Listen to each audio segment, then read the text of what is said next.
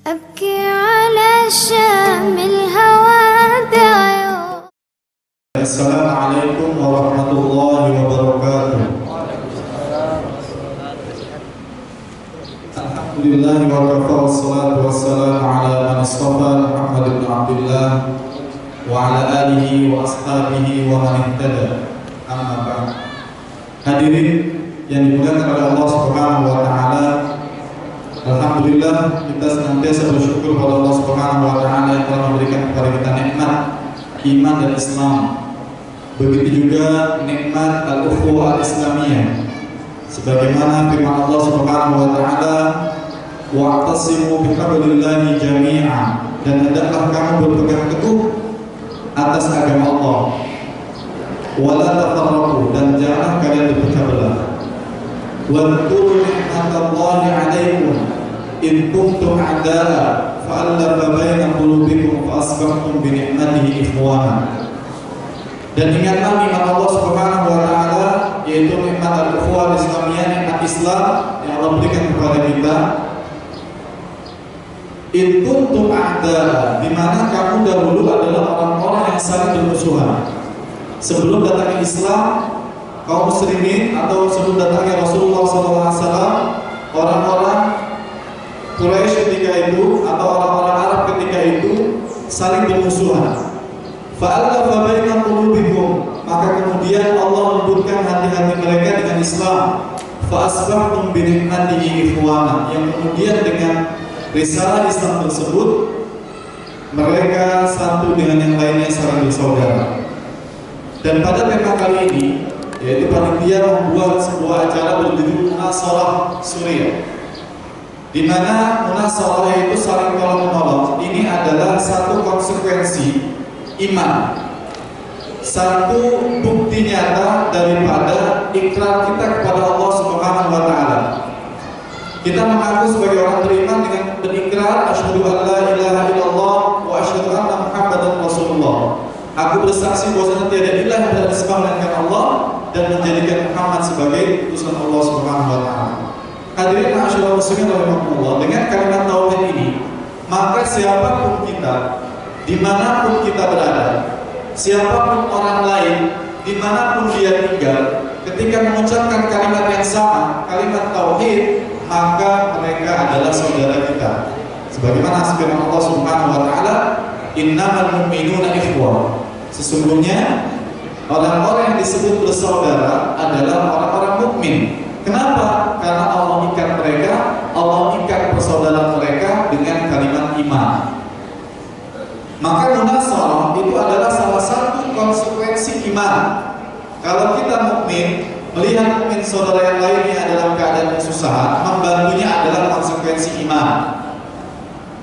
Kalau kita melihat adalah saudara kita ada yang sakit, menjenguknya adalah bukti iman. Saudara kita ada yang terzalimi, ada yang tertindas, menolongnya dan menghilangkan kesusahan daripadanya adalah konsekuensi dan bukti iman kita kepada Allah Subhanahu wa taala. Dalam banyak ayat Allah Taala banyak berfirman di dalam Al-Quran, dan salah satunya adalah firman Allah Subhanahu wa taala dalam surat Al-Anfal. A'udzu billahi minasyaitonir rajim.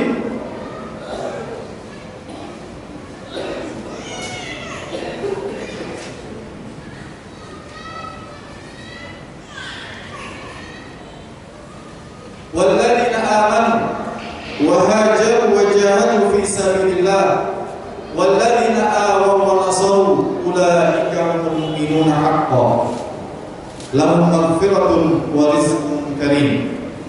Dan sesungguhnya orang-orang yang beriman dan berhijrah, kemudian berjihad di jalan Allah, walladzina awaw wa nasaru, dan mereka yang memberikan perlindungan kepada saudara mukminnya dan menolong, memberikan pertolongan kepada mereka yang kesusahan, ulaika humul mu'minuna haqqan, mereka itu adalah orang-orang mukmin sebenarnya, baginya pahala, baginya ampunan dan rezeki dari Allah Subhanahu wa taala.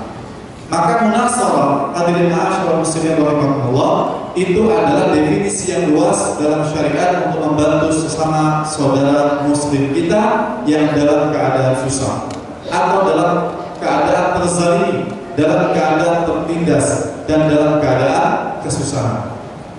Hadirin ma'asyiral muslimin rahimakumullah, dan lebih khusus pada kesempatan kali ini kita berbicara tentang munasarah Suriah. Mencari bantuan, menggarap bantuan, baik berupa dana maupun apa yang bisa kita bantu dan sumbangkan untuk saudara-saudara kita yang saat ini mengalami kesulitan di Suriah. Hadirin ma'asyiral muslimin rahimakumullah, terlepas dari apa yang terjadi di dalam Suriah, apakah itu berupa konflik politik internal, ataukah persaingan faksi satu dengan yang lainnya, ataukah perebutan kekuasaan, atau pelengseran satu penguasa untuk diganti dengan penguasa yang lainnya. Terlepas dari itu semua, yang harus kita ketahui adalah lebih dari 5 juta rakyat Suriah dan mayoritas adalah Muslim, dan itu saudara kita saat ini memerlukan bantuan. Hari demi hari dalam keadaan susah, hari demi hari dalam keadaan semakin sulit, ditambah lagi dengan omongan-omongan yang tidak baik terhadap mereka, ditambah lagi dengan ketidakpedulian saudara-saudara muslim yang lain yang di belahan bumi yang lain, ditambah lagi dengan celaan-celaan yang sampai kepada mereka. Hadirin ma'asyiral muslimin rahimakumullah, banyak di antara kita yang mungkin tidak memahami atau sekedar mengetahui bahwasanya apa yang terjadi di Syria adalah dimulai karena sebab demonstrasi pada Maret 2011. Mungkin banyak di antara kita yang tidak memahami kondisi real sebenarnya dan hanya melihat Suriah sejak Maret 2011, sehingga kemudian mengambil kesimpulan-kesimpulan hukum yang mencederai rakyat Suriah itu sendiri. Tahukah kita apa yang terjadi di Suriah pada tanggal 11 Maret 2011 dan sampai kepada kita saat ini itu adalah hikmah yang tidak bisa kita hindari dengan adanya teknologi yang sedemikian canggih, di mana apa yang terjadi saat ini di Suriah detik ini kita bisa mengetahuinya secara live, yang itu tidak didapati beberapa puluh tahun yang lalu, di mana kejadian serupa pernah menimpa umat Islam yang ada di Suriah puluhan tahun lamanya. Tadi Saudara Anwar sudah menyampaikan di awal, Ustaz Fahmi Salim juga telah menyampaikan bahwasannya peristiwa yang ada terjadi di Suriah ini sudah lama.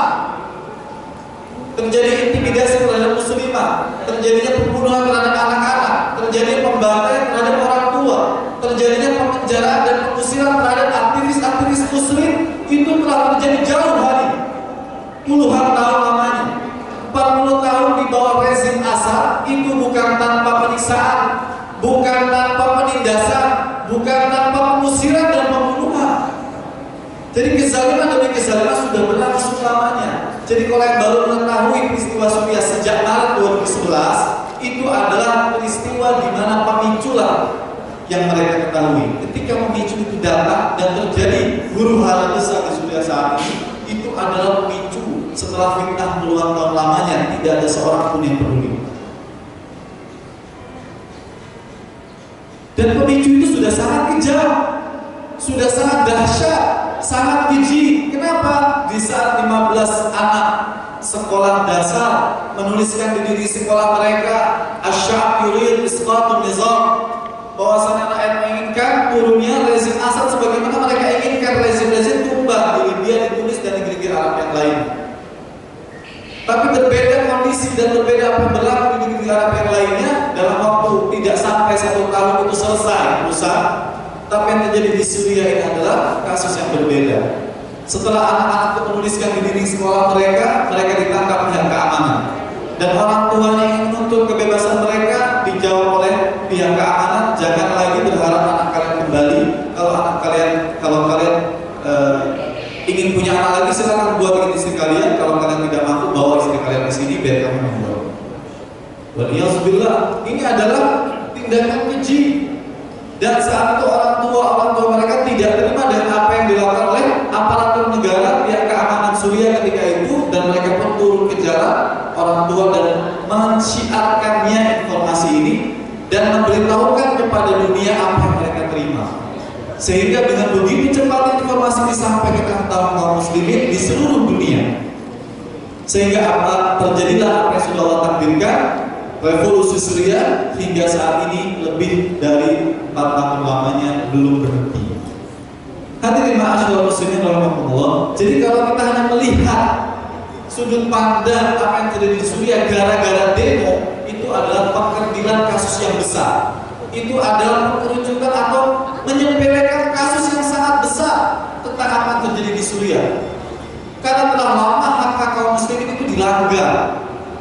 Tidak ada majelis-majelis ilmu seperti sekarang ini, tapi akbar terjadi di Suriah sudah puluhan tahun lamanya.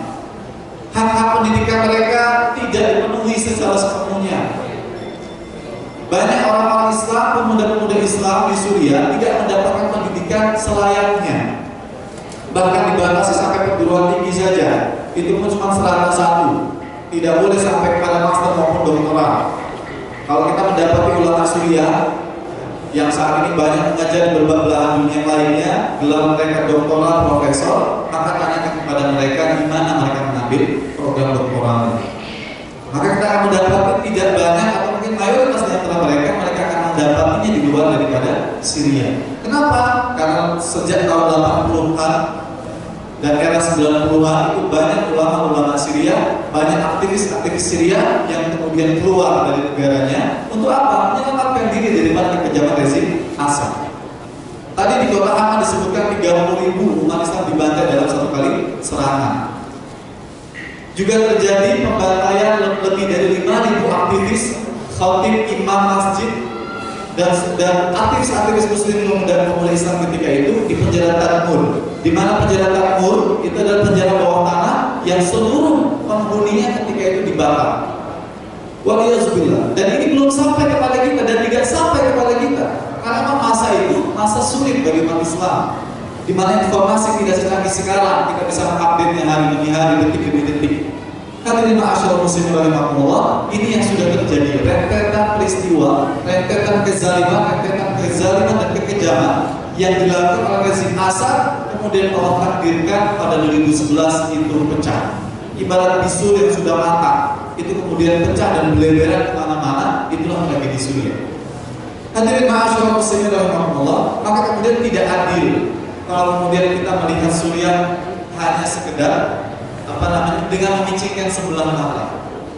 Kenapa? Karena di Suriah itu mayoritas umat Islam. Sebelum terjadinya pembantaian ini, umat Islam di sana memiliki presentase sebesar 80%. Sisanya itu terbagi, yaitu Nusairyah yang dianut oleh ideologi yang dianut oleh minoritas penguasa Assad. Kemudian sisanya Nasrani, Druzi, Ismailiyah dan aliran-aliran kebatinan yang lainnya. Hadirin ma'asyiral muslimin rahimakumullah, maka kita harus bertindak adil terhadap apa yang terjadi di Suriah saat ini. Ditambah lagi sekarang kita mengetahui seluruh dunia berkoalisi, bersatu untuk apa? Untuk menghadapi umat Islam yang ada di dalam Suriah, atau tepatnya menghabisi mereka dengan isu apa? Melawan terorisme yang mereka sebut dengan Islamic State atau Daulah Islamiyah. Ikhwan yang berkata Allah Subhanahu wa Ta'ala, kalau kita melihat presentasi umat Islam yang berjuang di dalamnya, kemudian dibandingkan dengan kekuatan Islamic State, maka itu masih jauh nilainya. Jumlahnya masih lebih banyak yang berjuang selain daripada Islamic State. Maka kemudian menjadikan Islamic State sebagai satu-satunya sasaran itu adalah hanya kamuflase. Itu hanyalah propaganda untuk menipu umat Islam di dunia tentang apa yang sebenarnya terjadi di dalam Suriah. Jadi isu menyerang Islamic State itu hanyalah isu pengalihan untuk menghabisi seluruh kekuatan-kekuatan jihad, seluruh kekuatan-kekuatan pejuang Islam yang ada di dalam Suriah untuk menghancurkan pemerintahan Assad dan mengganti dengan syariat Islam. Dan fakta yang kita dapatkan di lapangan, betul ternyata apa yang mereka serang bukan saja wilayah-wilayah kekuasaan basis Islamic State, tapi juga seluruh faksi-faksi di mana umat Islam, para pejuang Islam ada di dalamnya.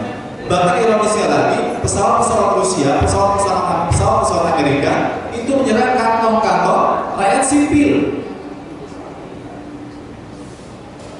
Ada di Tabriza, ada di Idlib dan lain sebagainya. Bahkan mereka kemudian melaporkan kepada dunia bahwasanya kalau mereka mendatangi Suriah hanya untuk melawan ISIS, melawan Islamic State, maka bukan di sini tempatnya. serangan-serangan yang mereka lakukan seharian ini, beberapa minggu yang lalu di daerah Abrisa, itu satu daerah yang dibombardir semalaman dengan pesawat militernya Rusia. Padahal di situ adalah warga sipil yang sudah mencoba untuk menghidupi diri mereka secara mandiri. Pasar-pasar mulai hidup, sekolah-sekolah mulai dibangun, anak-anak mulai dibuatkan taman-taman bermain, rumah-rumah Quran, dan majlis-majlis ilmu mulai lagi didamaikan. Itu diserang oleh pihak Rusia dan sekutunya. Jadi itu hanya alasan untuk menghabisi perlawanan umat Islam yang ada di dalam Suriah. Maka hadirin ma'asyiral muslimin rahimakumullah, tadi di awal Ustaz Anwar menyampaikan senantiasa mengingatkan kepada kita untuk menyatukan kekuatan, untuk menyatukan pemahaman, untuk menyatukan langkah dan sikap kita terhadap kondisi di Suriah. Ini sebentar lagi akan mengalami musim dingin, dan itu adalah masa di mana kesulitan semakin bertambah. Ketika musim panas, mungkin serangan-serangan intensif dari Rusia dan Amerika dan sekutunya menghadapi mereka. Ini selain serangan fisik kepada mereka, juga mereka akan menghadapi musim dingin yang sangat keras. Jadi jangan kira dingin itu enak. Kita di Jakarta menghadapi musim panas itu menyakitkan, tapi bukan berarti musim dingin juga menyenangkan. Kita yang biasa di Indonesia menghadapi 30 derajat, tiba-tiba datang ke Suriah menghadapi 5 derajat, itu sakitnya luar biasa. Bibir pecah-pecah, kulit kemudian lecet-lecet. Kenapa? Karena sebab dingin. Maka hadirin ma'asyiral muslimin rahimakumullah, dalam hal ini kesempatan kali ini kami hanya ingin menghimbau kepada hadirin sekalian bahwasanya apa yang terjadi di Suriah itu adalah tragedi yang menimpa umat Islam Sunni yang membutuhkan bantuan kita semua. Karena hadirin ma'asyiral muslimin rahimakumullah, apa yang terjadi di Suriah, kenapa kekejaman sedemikian rupa? Kenapa bisa sampai di luar daripada batas kemanusiaan? Allah Ta'ala pernah berfirman, A'udzubillahi minasyaitonir rajim, dalam surat Al-Maidah ayat 82. A'udzubillahi minasyaitonir rajim, la tajidanna asyaddan nas adawatan lil ladzina amanu al-yahuda wal ladzina asyraku. Kata Allah Subhanahu wa taala, sungguh kamu akan mendapati satu kaum yang amat sangat keras permusuhannya terhadap orang-orang beriman.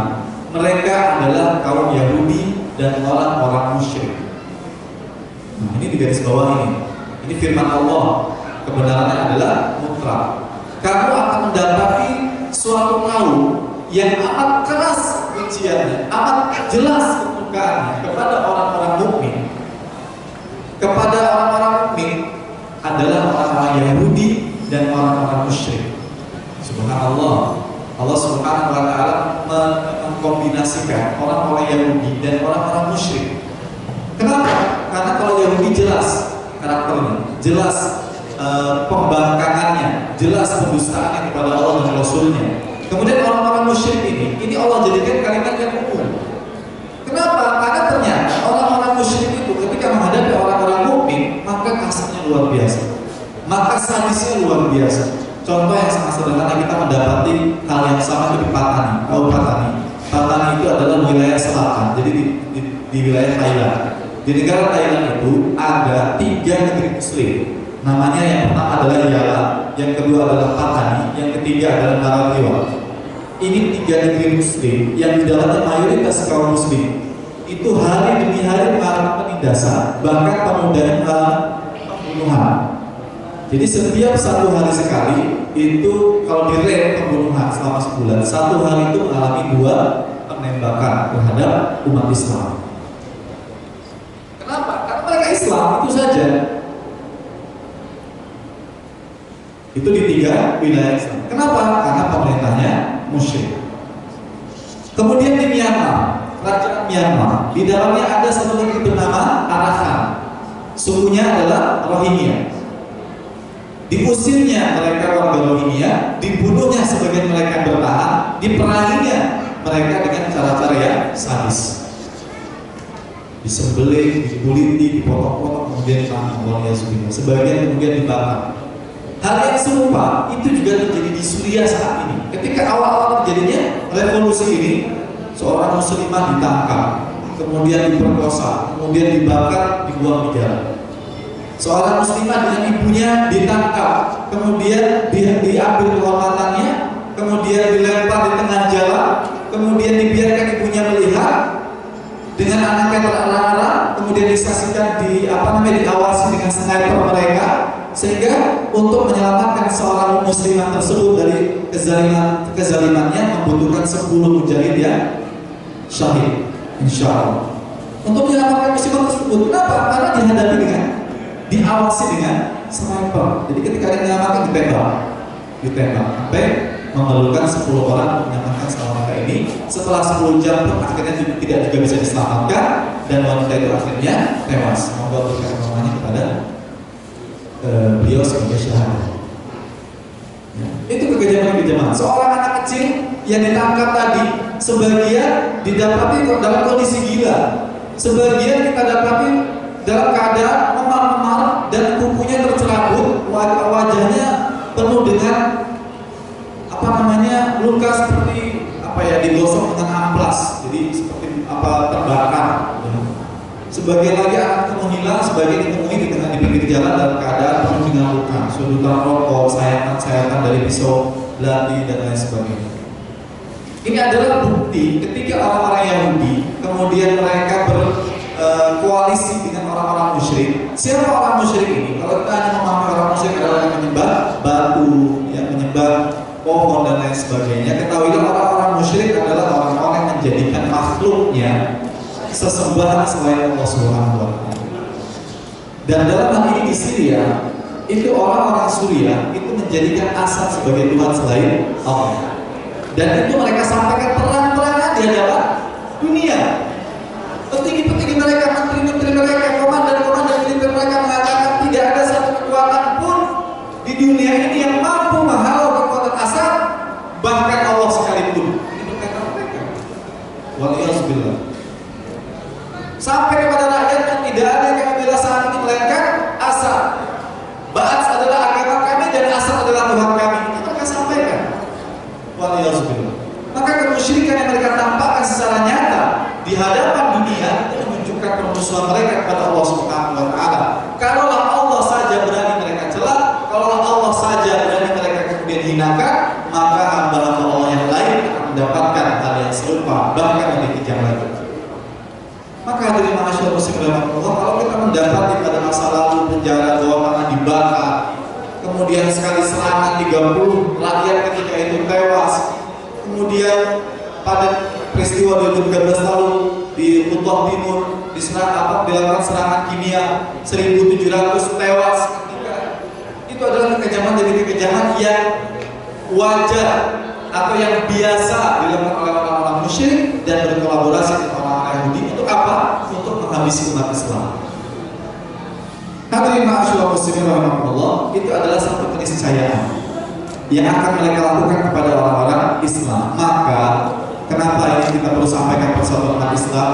Terkadang kita lemah, terkadang kita lalai dengan permusuhan mereka. Mereka senantiasa memusuhi kita sepanjang masa, kita lupa akan permusuhan mereka. Disuruh boikot, boikot satu nggak masalah. Kalau saya makan doang, itu nggak berpengaruh kepada mereka. Ternyata berpikiran sama seperti antum itu ribuan. Keuntungan 1.000 dikali 1.000 sudah 1 juta diserahkan kepada Israel. Untuk apa? Untuk menghabisi umat Islam. Diserahkan kepada Cina, diserahkan kepada Rusia. Untuk apa? Memberikan peluru kepada rezim Asad untuk menghabisi umat Islam yang ada di Syria. Hadirin ma'asyiral muslimin rahimakumullah, kita kadang-kadang mengenal bahwa sedikitnya bantuan kita kepada orang-orang kafir, kepada orang-orang Yahudi dan orang-orang musyrik, itulah satu peluru yang akan kita persembahkan untuk menghabisi saudara muslim kita di negeri Islam. Maka hadirin ma'asyiral muslimin rahimakumullah, pada kesempatan munasabah kali ini, mari sama-sama kita garap persatuan kita sama-sama melihat secara adil tentang kondisi saudara kita yang ada di belahan sana yang saat ini mengalami kezaliman demi kezaliman. Tadi saya sampaikan di awal sebagai mukadimah apa? Yaitu di Pakistan juga, di Thailand menghadapi kesulitan, kemudian di Rohingya mengalami kesulitan, dan sekarang bagaimana disampaikan oleh Sekjen PBB bahwasanya apa yang terjadi di Suriah saat ini adalah peristiwa atau tragedi kemanusiaan terbesar setelah Perang Dunia Kedua. Kenapa? Karena jumlah korban jiwa yang besar, baik yang menyebabkan mereka tewas lebih dari 200.000 maupun yang menyebabkan mereka mengungsi atau keluar daripada negara mereka untuk mencari suaka. Sehingga apa? Sehingga PBB sendiri kemudian menyampaikan kepada NGO seluruh dunia bahwasanya siapapun yang mau masuk ke perbatasan atau mau masuk ke dalam Suriah untuk membantu korban perang daripada sipil, maka dipersilahkan walaupun tanpa dapat izin daripada negara mereka. Kenapa? Karena PBB kehabisan akal.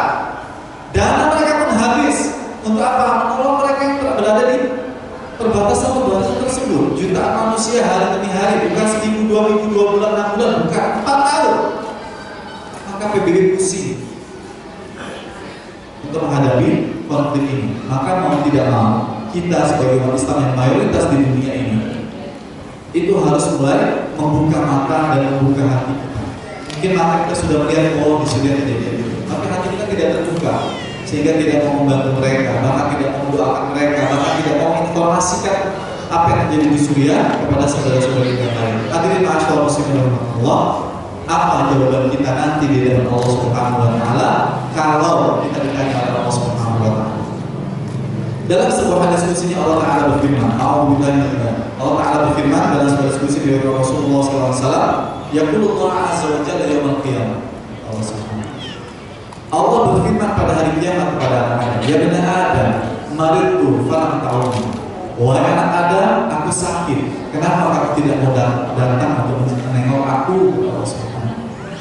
Kemudian anak Adam pun berkila, wa kaifa a'uduka wa anta rabbul alamin. Ya Allah, gimana bisa menjengukmu? Gimana bisa menengok engkau yang sakit sedangkan engkau adalah semesta alam? Qala a'alimta anna 'abdi fulanan marad falam ta'udhu. Bukankah kamu tahu dulu di dunia ada hambaku yang sakit, tapi kamu tidak mau datang menjenguknya? A'alimta law tahu lawajadtani indah. Bukankah kamu tahu kalau ada hambaku yang sakit dan kamu datang menjenguknya, kamu akan mendapat apa dari sisinya? Hadirin ma'asyiral muslimin rahimakumullah, kalau saudara kita sakit, Allah bertanya nih kepada kita, hei, kamu dulu ada tetangga sakit tuh, kenapa tak didatengin? Bagaimana kalau kemudian Allah menanya kita tentang konflik Suriah? Apa jawaban kita kepada Allah Subhanahu wa taala ketika Allah bertanya bagaimana itu anak-anak kemudian tewas mengenaskan setelah terserang zat kimiawi? Kalau kita menyaksikan bagaimana proses sakaratul mautnya anak-anak ini yang di Lutoh Timur, itu betul-betul menyayat hati kita, betul-betul habis spesies. Kita nggak bisa ngomong lagi. Kok ada manusia sekejam ini?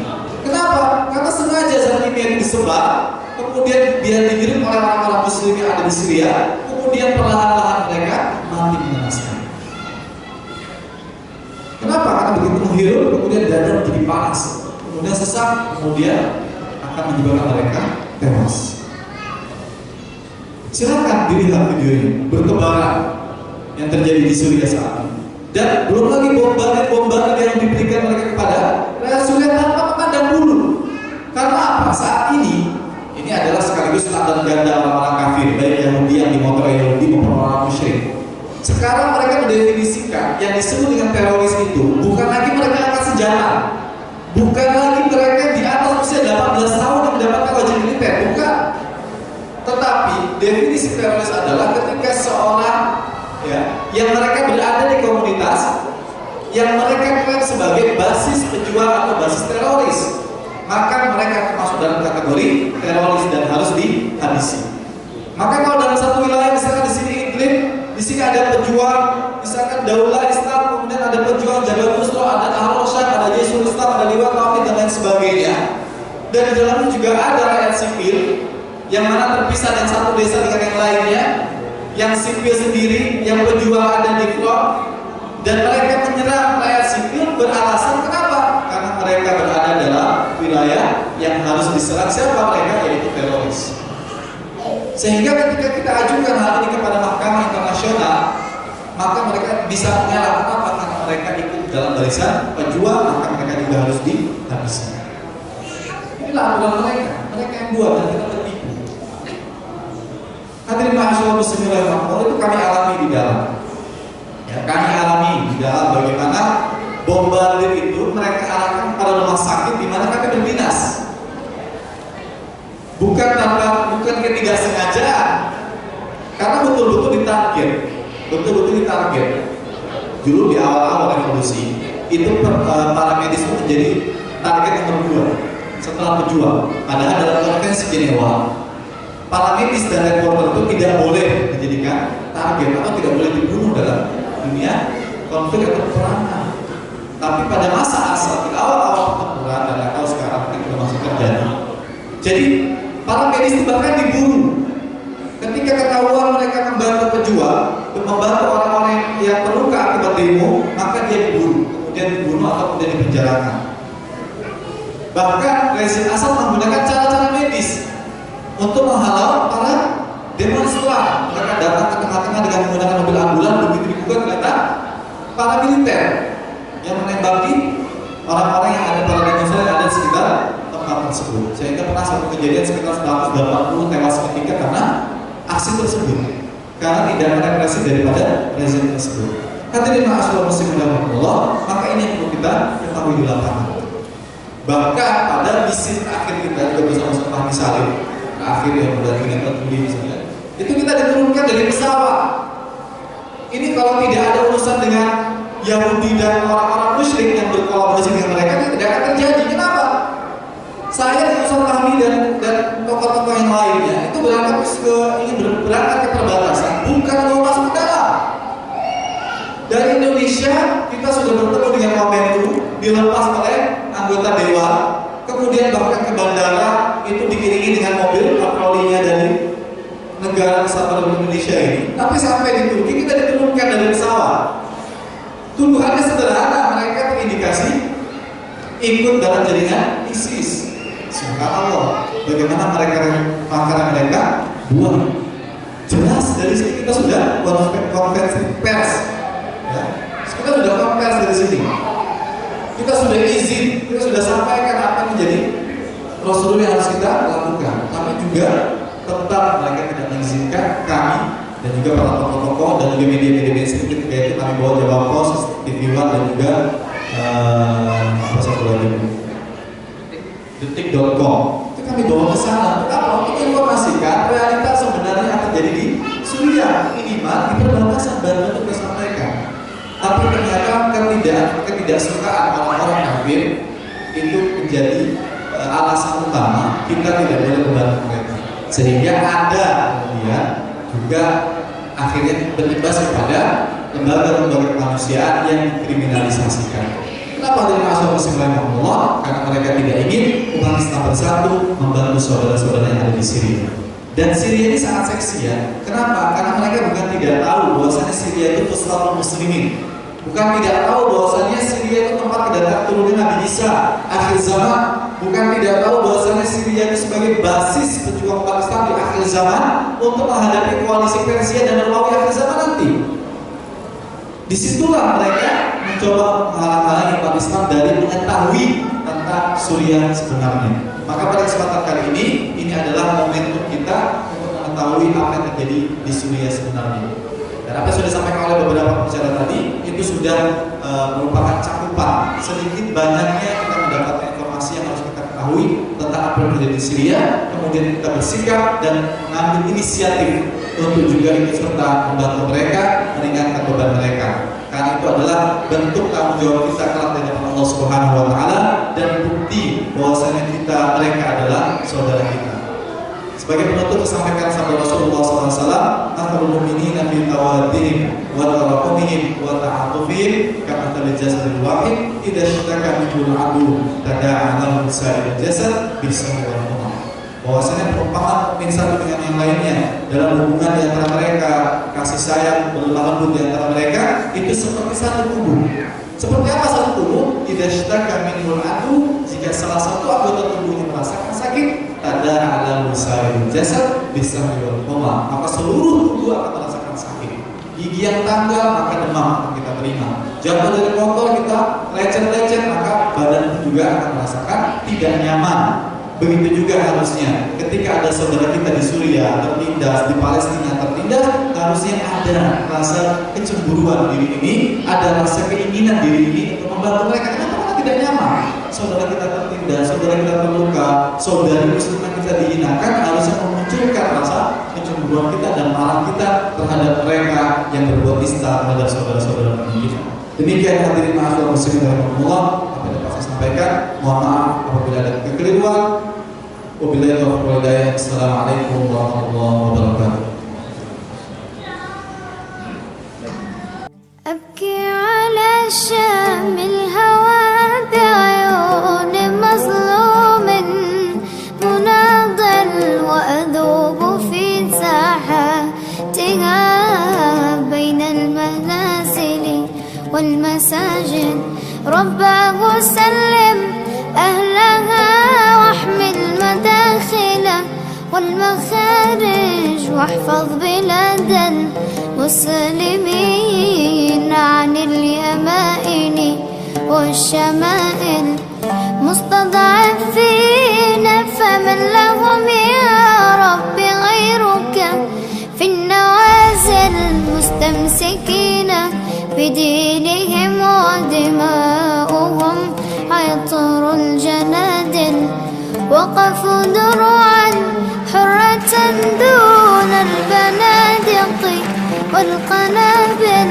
نامت عيون صغارهم واستيقظت نار المعاول. لا عاش قاتلهم ولا نامت له يوما أنامل. وعليه أصبح حوبة دمع الثكالى والأرامل. لله رب المشتكى رب الأوائل والأواخر. والله فوق المعتدين فوق الأسنة والسلاسل. وغدا يكون لأمتي صرح تزينه المشاعل. وغدا إذا الحق تلا حتما سيزهق كل باطل. شو عم تعمل عمو؟ لا خبيث.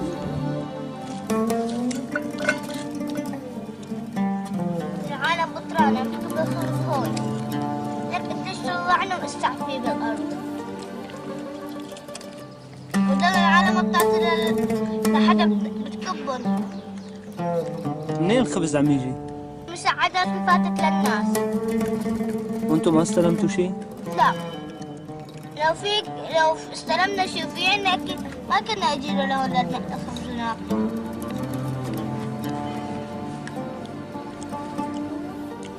من وين انتم؟ احنا من الحجر. كل عمل هدنة الا الحجر ما عملت هدنة.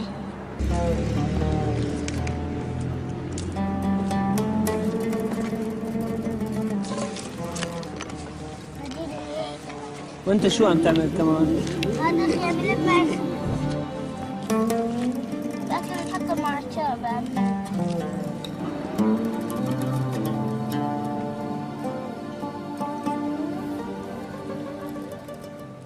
كيف عايشين انتم؟ عايشين بس على شوربة مي، على شوربة البهارات، على بهارات الاندومي والماجي. قديش صار لكم على هالوضع؟ أنا فترة على شئنا سنة. أهلكم موجودين؟ عندي أبي بس أمي طلعت لبرا وعصيت ومعها دفتر العيلة ما قدرنا نطلع كرت لنجيب كرتونة. وأبي ضايع هويته ما في شي يثبت على شخصيته إنه مع قبل الثورة ضاعت هويته ما معاه شي يثبت. قديش عمرك انت؟ عمري 10 سنين. شو بتتمني؟ أنا يرجع الأوضاع مثل ما كان، ناكل كل شيء ونشبع، مو مثل هلا الواحد ينام جوعان يفيق جوعان. ما عدتم تاكل من هون تجوع من هون. ما تستحمل العيشة. لما يطلع من الجوع بس احنا بدنا الصبر. كل الثورة بيصبر لسه، صبر بالجوع وبالشي بيصبر لسه. إذا ما معانا حدا معانا الله. يعني انتوا صابرين هلا؟ صابرين عنه، الله بيفرجه. شو بتوجهي رسالة للعالم اللي تخلت عنكم؟ بدي شيء لا، كله طلع تركنا، شو مين ضل معنا؟ كنا عيلة الخطيب رحنا ما أكبره، بس كله طلع تركنا هون.